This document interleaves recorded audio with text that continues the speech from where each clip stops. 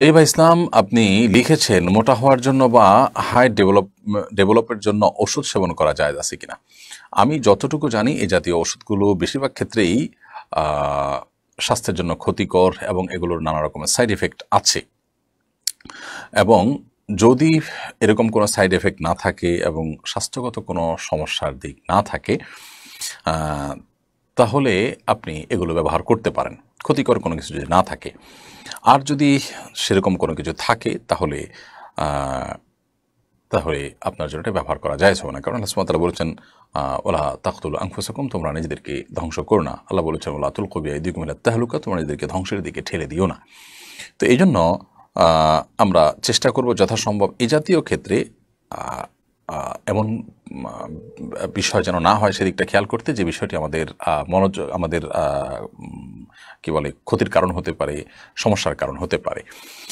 সেরকম কিছু না হলে সেটি জায়েজ আছে। এমনি রায়হান কবির